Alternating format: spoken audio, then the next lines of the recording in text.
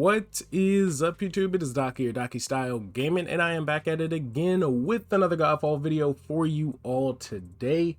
And today we are going to be breaking down 3 different things that we just got when it comes to GodFall. We're going to be getting a brand new Challenger edition for GodFall. We're going to be getting a brand new free update coming out today, and we got a look at the next roadmap for GodFall as well. So without wasting any more of y'all's time, I'm gonna hop straight into this video. Now first, before we go over the brand new update coming out today for all players, let's actually go over the Challenger edition.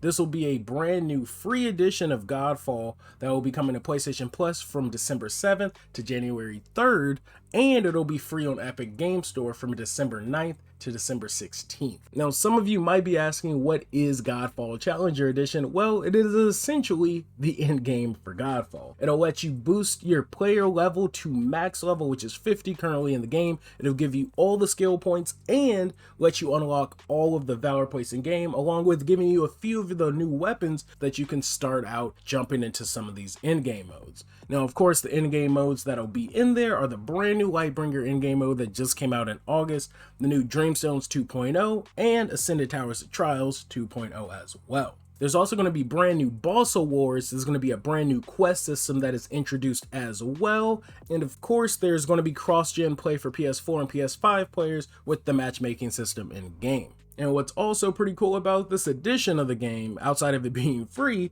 is that if you ever want to upgrade to the deluxe edition, you can as well. So you can gain access to the main game, the story mode, and the Fire and Darkness expansion, as well as some of those exclusive items and cosmetics that come from the base game and the Fire and Darkness expansion. Now, I posted about this on Twitter, but this is definitely the perfect time to hop into GodFall. If you've ever been on the fences with GodFall, now is the time to get it. It's pretty much just the in-game modes with even some bonuses thrown in there that some of us OG players haven't got to experience yet as well, like some of the new boss rewards and the new quest features coming to the game. But if you're not interested in the story and just want to go in, mess around with your build, and test out some of these new Valorplates, now is definitely the time to do that. But it'll be pretty cool to see a new slew of players come in and mess around with GodFall, especially now that it'll be free for a month with PlayStation players and free for about a week with PC players. But now that we got the Challenger Edition out of the way, let's talk about the brand new Challenger update that is dropping today for all players in GodFall for free as well. So yesterday, GodFall posted the patch notes for the brand new Challenger update 4.1.9 that'll be coming to all systems today as of 11 a.m. Central Time. Along with the patch notes, we also got to look at the new roadmap to see what's going to be coming to GodFall early next year. And what's awesome about it is that, again, it's more free content. But it does say that Q2 2022, we're going to be getting Valorplate gameplay improvements, which, if it's what I'm thinking it is, players are going to be super hype about that. We're also going to be getting another new game mode for free, and then of course some more quality of life and bug fixes or improvements to the game. It's always dope to see how much free content GodFall has given us since launch. It's honestly been about a year, and we've got consistent updates about every 3 months, and most of it is free. So I'm pretty hyped to see what more GodFall has to offer even after this free content update coming out next year. But moving on from next year's free content update, let's talk about today's free content update with the Challenger update. So one of the brand new features that I previously mentioned with this update is called Quest. They said that all players now have access to Quest, a new set of goals to pursue and obtain powerful rewards, and that quest can be accessed via your personal menu. Now, they go into a bit of detail about the quest and say that quests are made up of 8 randomized objectives to complete specific activities in GodFall, such as finding treasures or defeating bosses. It says complete enough quest objectives to select one of 3 legendary items. It also says completing quest objectives award different amounts of quest progress based on their difficulty as well as additional resources. Completed quest objectives are also automatically replaced but with another objective or can be re-rolled by paying a small Electrum fee. Then it essentially says reach 100% quest progression to collect your reward. So it'll be pretty interesting to dive in and see what all these quest rewards are and how these new objectives play. Again, any new content to GodFall I'm always there for, so I'm glad to see that they're still adding more stuff to do to the game. One of the other things they mentioned with this update as well is target specific loot. It says each quest rewards 3 different versions of the same legendary items to pick from, each with different stats that fit different playstyles. However, you can better target your reward by duplicating an existing item and receiving one with 3 new rolls of the existing item. Replacing rewards in this fashion retain any item mutation, cursed or primal, making it easier than ever to chase that perfect version of an item for your build.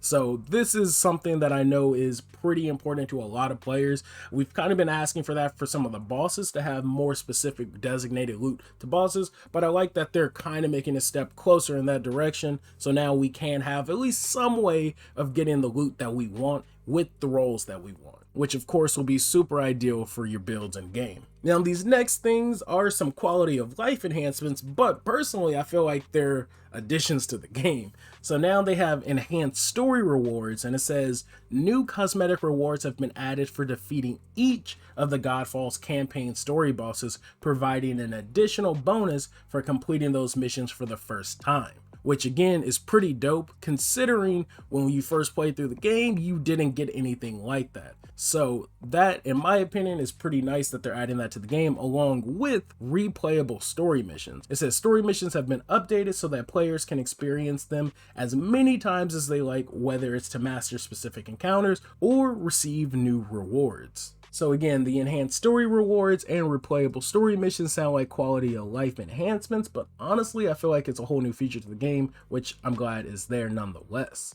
Next, some other things that they changed was the ability to skip tutorials. So if you just wanted to hop straight into the game, you can do that as well. They have a complete codex overhaul that they said the gameplay selection of the codex has now been overhauled to provide a more detailed description and helpful tips for GodFall's various game modes: Dreamstones, Ascended Towers of Trials, and Lightbringer, obviously. They also did a bunch of balances to some of the Banes and Towers of Trials, which I know a lot of people will also probably be very happy to see as well. They also did salvage improvements, which are a lot. Like I always say, I'll leave the full patch notes in the video description if you want to check it out. And then they did unified co-op scaling, which I know a lot of people are going to be happy about as well. This is a bit to read, so bear with me. But they said we have made some changes to the way co-op experiences scale in parties when playing Towers of Trials in order to unify the scaling behavior across the game. Previously, Towers of Trials scaled to the average level of all the players in the party,